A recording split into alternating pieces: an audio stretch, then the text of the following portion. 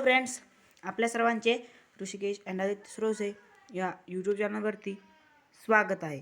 आज आपण इयत्ता 9वी जो हिंदी विषय आहे त्या हिंदी विषयाचा द्वितीय सत्राची प्रश्नपत्रिका पाहणार आहोत। व्हिडिओ सुरू करण्या अगोदर प्लीज व्हिडिओला लाईक करा आणि ह्या व्हिडिओला जास्तीत जास्त शेअर करा आणि व्हिडिओ जर आवडला तर अशाच नवनवीन व्हिडिओसाठी आपल्या चॅनलला सबस्क्राईब करून ठेवा। तर सुरुवात करूया। टाइम 3 आवर दिलेला आहे आणि टोटल मार्क आहेत 80। तर सूचना आहे, पहली सूचना है, सूचना के अनुसार गद्य पद्य तथा पूरक पठन की आकलन कृतियों में आवश्यकता के अनुसार आकृतियों में ही उत्तर लिखना अपेक्षित है। दूसरी है, सभी आकृतियों के लिए पेन का ही प्रयोग करें। तीसरी है, रचना विभाग तथा व्याकरण विभाग में पूछे गए प्रश्नों के उत्तर के लिए आकृतियों की आवश्यकता नहीं है। चौथा है, शुद्ध स्पष्ट एवं सुवाच्य लेखन अपेक्षित है। तो हमारा विभाग पहला है गद्य, 20 मार्क का है। प्रश्न पहला है, निम्नलिखित परिच्छेद पढ़कर दी गई सूचना के अनुसार कृतियाँ कीजिए। 8 मार्क को है, 8 मार्क को है यह प्रश्न। पहला है संजाल पूर्ण कीजिए, 2 मार्क के लिए। परिवार के सदस्य, तो नीचे हमें पैराग्राफ दिया है उस पर यह प्रश्न पूछा गया है, तो हम पहले पैराग्राफ रीड करते हैं। तो पैराग्राफ है, अमिता ताली पीट कर बोली, पिताजी मैं रोज आइसक्रीम खाया करूँगी। हेमंत ने कहा, मैं बर्फ के क्यूब चूसूंगा। तभी बगल के छत से आवाज आई, ये आइसक्रीम रोज रोज कौन बना रहा है? क्या अमित के पिताजी रेस्टोरेंट खोल रहे हैं? हेमंत चिल्लाए, नहीं ताऊजी, कल हमारा रेफ्रिजरेटर आ रहा है। अमिता भी खिलखिलाई, उसमें रोजाना आइसक्रीम जमाया करेंगे। ताऊजी ने कहा, क्या लॉटरी वाले की बात कर रहे हो? वो तो मेरे नाम आ रहा है। मैंने नम्र स्वर से पड़ोसी दीनदयाल को पुकारा, क्या आपने भी उत्तर भर कर भेजा है? हाँ, क्योंकि मेरा उत्तर तुमसे सही है इसलिए रेफ्रिजरेटर मिलेगा तो मुझे। खैर बच्चों, आइसक्रीम तो तुम्हें खिलानी ही पड़ेगी। बच्चे मायूस हो गए। किस्मत की बात है, अगले दिन लॉटरी खुली और रेडियो पर पता चला कि जिसके सब उत्तर ठीक है उन 2 भाग्यवानों में से एक मैं हूँ। रेफ्रिजरेटर मुंबई से आते जब काफ़ी दिन लग गए। इतने में मैंने बिजली का प्रबंध कर लिया। उसका आना था कि सगे और संबंधियों में, मित्रों और मोहल्ले में धूम मच गई। सब देखने आने लगे जैसे कोई बहू को देखने आता है। मुझे शक है यदि मैं अपने कमाए पैसों से खरीदता तो भी ऐसी भीड़ लगती क्या? यह सब लॉटरी का प्रताप था। तो हमें पैराग्राफ पर दूसरा प्रश्न पूछा गया है, एक वाक्य में उत्तर लिखिए। 2 मार्क को है। पहला है, लेखक के पड़ोसी का नाम क्या है? और दूसरा है, लेखक ने रेफ्रिजरेटर आने से पहले किसका प्रबंध कर लिया है? तीसरा है, उसमें पहला, निम्नलिखित शब्दों के लिंग बदलकर लिखिए। 1 मार्क को। पहला है माता, दूसरा है पड़ोसी।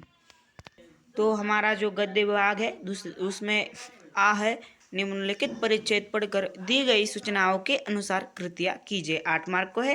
पहला, सूचना के अनुसार कृतियाँ, 2 मार्क को है। उसमें दिया गया है हेतु के लापरवाही के कारण, तो वह हमें उसके कारण लिखने हैं।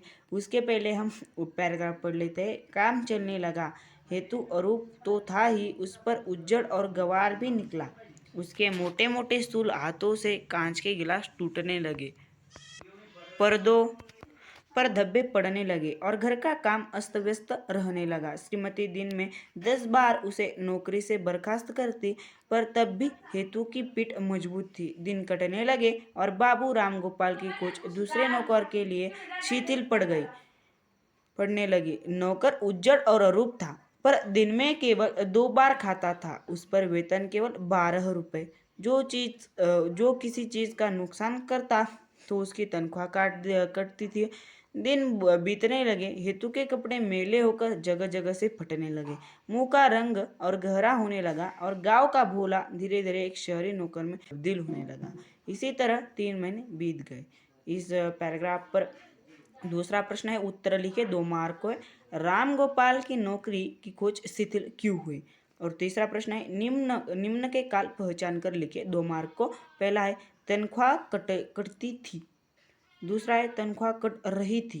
और चौथा प्रश्न है नौकर और मालिक के बीच सौहार्दपूर्ण व्यवहार होना चाहिए। उस पर अपना स्वमत लिखिए, 2 मार्क को यह है। हमारे गद्य विभाग में ई है निम्नलिखित अपठित परिच्छेद को पढ़कर सूचना के अनुसार कृतियाँ कीजिए, 4 मार्क को है। उसमें पहला संजाल पूर्ण कीजिए, 2 मार्क को। निम्नलिखित दिनांकों को हुए ऐतिहासिक प्रसंग, 26 जनवरी 1925 इस दिन मनाते हैं राष्ट्रीय, यह हमें संजाल पूर्ण करना है। उसके पहले हम परिच्छेद पढ़ लेते हैं।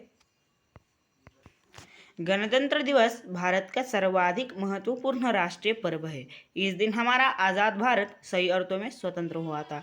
26 जनवरी 1950 को भारत का संविधान लागू हुआ था। इस दिन का एक और ऐतिहासिक महत्व भी है। 26 जनवरी 1929 को अखिल भारतीय कांग्रेस के लाहौर अधिवेशन में यह प्रतिज्ञा की गई थी कि जब तक स्वराज्य नहीं मिलता विदेशी सत्ता से संघर्ष जारी रहेगा।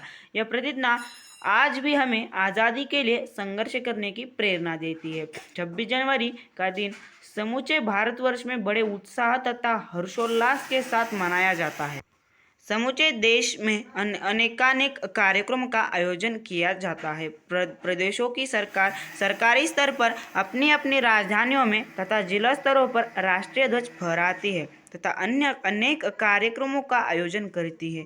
देश की राजधानी दिल्ली में इस राष्ट्रीय पर्व के लिए विशेष समारोह का आयोजन किया जाता है, जिसकी भव्यता देखते ही बनती है। समूचे देश के विभिन्न भागों से असंख्य व्यक्ति इस समारोह में सम्मिलित होते इसकी शोभा देखने के लिए आते हैं। तो उस पर दूसरा प्रश्न है स्वतंत्रता दिवस का महत्व पर 8 से 10 पंक्तियाँ लिखिए, 2 मार्क को है। उसके बाद हमारा विभाग दूसरा पद्य शुरू हो जाता है, 12 मार्क के लिए। प्रश्न दूसरा, उसमें अ है पद्यांश पढ़कर सूचना के अनुसार कृतियाँ कीजिए। उसमें पहला है आकृति पूर्ण कीजिए, 2 मार्क को। इन दोनों का एक ही रंग होता है। कोई शब्द के लिए प्रयुक्त शब्द, कौवा शब्द के लिए प्रयुक्त शब्द। पद्य दिया है यहाँ पर गुण के गाहक सहस नर बिन गुण लहे न कोय, जैसे कागा कोकिल शब्द सुनाए सब कोय। शब्द सुनाए सब कोय कोकिला सबई सुहावन, दोऊ के एक रंग काग सब भय अपावन। कह गिरधर कविराय सुनाओ हो ठाकुर मन के, बिन गुण लहे न कोय सहस नर गाहक गुण के। उस पर दूसरा प्रश्न दिया गया है, सही विकल्प चुनकर रिक्त स्थानों की पूर्ति कीजिए, 1 मार्क के लिए। उसमें पहला है सभी लोग डैश की बोलिए सुनते हैं। उसमें दिया गया है कौवे और कोयल, इन दोनों, तो इसमें से हमें चुनकर लिखना है। दूसरा है कौवा डैश होता है पावन मित्र अपावन। तीसरा प्रश्न दिया गया है पद्यांश में समानार्थी शब्द लिखिए, उसमें वो 1 मार्क को है। उसमें पहला है खूबी और दूसरा है खरीददार। चौथा है उपयुक्त पद्यांश का भावार्थ लिखिए, 2 मार्क को है। हमारे पद्य विभाग में दूसरा प्रश्न नीचे दिए गए पद्यांश पढ़कर उस पर दिए गए कृतियाँ पूर्ण कीजिए। उसमें पहला है आकृति पूर्ण कीजिए, 2 मार्क को। सम्मानित व्यक्ति की विशेषताएं, उसके पहले हम पद्यांश पढ़ लेते। अंधेरे के इलाके में किरण मांगा नहीं करते, जहाँ हो कंटुको का वन सुमन मांगा नहीं करते, जिसे अधिकार आदर का झुका लेता स्वयं मस्तक, नयन नमन स्वयं में मिलते हैं, नमन मांगा नहीं करते। परों में शक्ति हो तो नाप लो उपलब्ध न बसारा, उड़ानों के लिए पंछी गगन मांगा नहीं करते। इस पर दूसरा प्रश्न है, उत्तर लिखिए। उसमें पहला 2 मार्क को है। वो उसमें पहला है खग के पंखों की क्या विशेषता है, दूसरा है कंटकों के वन में क्या मांगा नहीं करते। उसमें तीसरा प्रश्न है निम्नलिखित काव्य पंक्तियों का सरल भावार्थ लिखिए। अंधेरे के इलाके में वहाँ से लेकर नमन मांगा नहीं करते यहाँ तक, 2 मार्क को है। हमारा विभाग पूरक पठन, प्रश्न तीसरा है परिच्छेद पढ़कर सूचना के अनुसार कृतियाँ कीजिए। पूरा विभाग है हमें 8 मार्क को, और उसमें पहला जो है वो 4 मार्क के लिए हम परिच्छेद पढ़ लेते। अनिमा जोशी के मोबाइल पर फोन था। मांडवी दीदी की बहू तविशा का कह रही थी, आंटी बहुत जरूरी काम है, अम्मा से बात करवा दे। अनिमा दीदी ने असमर्थता जताई। मांडवी दीदी कक्षा ले रही है, बाहर आते ही वह संदेश उन्हें दे देंगी। वैसे क्या हुआ है, घर में सब कुशल मंगल तो है? परेशानी का कारण बताने की बजाय तविशा ने उनसे पुनः आग्रह किया, आंटी अम्मा से बात हो जाए तो। अनिमा जोशी को स्वयं उसे टालना बुरा लगा। उचित नहीं लगेगा तविशा, अनुशासन भंग होगा। मुझे बताओ तविशा, मुझे बताने में झिझक कैसी? नहीं आंटी, ऐसी बात नहीं है। तविशा का स्वर भर्रा सा आया। तविशा ने बताया, घर में जो जुड़वा खरगोश के बच्चे पाल रखे हैं उन्होंने सोनू मोनू उनमें से सोनू नहीं रहा। 10:30 के करीब काम वाली कमला घर में झाड़ू पोछा करने आई तो बैठक बुहारते हुए उसकी नज़र सोनू पर पड़ी। जगाने के लिए उसने सोनू को हिलाया। उसके जगाने के लिए सोनू पर कोई क्रिया नहीं हुई। वो बुदबुदाए, कैसे घोड़े बेचकर सो रहा है शैतान। उसकी टांग पकड़कर उसे सोफे के नीचे से बाहर घसीट लिया, मगर सोनू की हरकत नहीं हुई। कमला ने चीख कर तविशा को पुकारा, छोटी बीजी। तविशा अचेत सोनू को देख घबरा गई। गोदी में उठाया तो उसकी रेशम सी देह हाथों में टूटी कोपल सी झूल गई। उसकी समझ में नहीं आ रहा था वह क्या करे। आसपास जानवरों का कोई डॉक्टर है नहीं। अपनी समझ से उसने बच्चों के डॉक्टर को घर बुलाकर सोनू को दिखाया। डॉक्टर ने देखते ही कह दिया, प्राण नहीं है अब सोनू में। आंटी आप अम्मा को जल्दी से जल्दी घर भेज दे। घंटे भर में प्ले स्कूल से पीयूष घर आ जाएगा। इस पद्यांश पर पहला प्रश्न है, उत्तर लिखिए 2 मार्क के लिए। पहला है उसमें, अनिमा मांडवी को फोन पर न बुलाने की क्या वजह थी? दूसरा है, तविशा फोन पर मांडवी को क्या बताना चाहती थी? तो हमारा दूसरा प्रश्न है, पालतू प्राणियों के लिए आप क्या करते हैं? विस्तार पूर्वक लिखे। 2 मार्क को है। आ है परिच्छेद पढ़कर सूचना के अनुसार कृतियाँ कीजिए। 4 मार्क।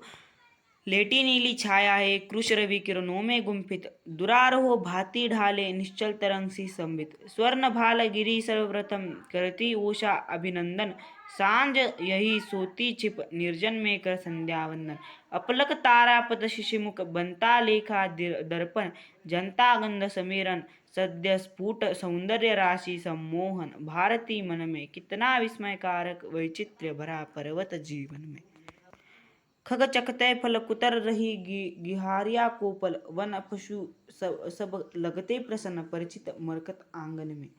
वो इस पद्यांश पर पहला प्रश्न दिया गया, आकृति पूर्ण कीजिए। 2 मार्क के लिए। खग चकते, वहाँ बॉक्स दिया गया है, हमें बॉक्स भरना है। नीचे दिया गया है गिलहरिया, और नीचे दिया गया है गिलहरिया।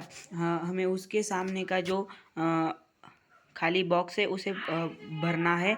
दूसरा है, इस कविता द्वारा हमें कौन सा संदेश प्राप्त होता है? 2 मार्क को है। यह हमें अपने यानी स्वमत पर लिखना आहे।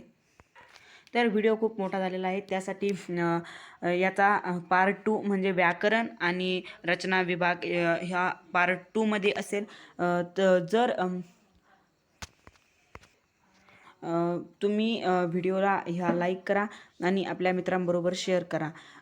मागील व्हिडिओला व्ह्यू खूप कमी येत आहेत, त्यामुळे जर ह्या व्हिडिओला जर व्ह्यू कमी आले तर पार्ट 2 नक्कीच बनवण्यास मला प्रेरणा नाही भेटणार। त्यामुळे आपल्या मित्रासोबत हा व्हिडिओ नक्की शेअर करा आणि व्हिडिओ आवडला असल्यास लाईक करा। और अशाच नवनवीन व्हिडिओसाठी आपल्या चॅनलला सबस्क्राईब करा आणि पार्ट 2चा व्हिडिओ सगळ्यात आधी पाहण्यासाठीही चॅनलला सबस्क्राईब करून ठेवा। धन्यवाद।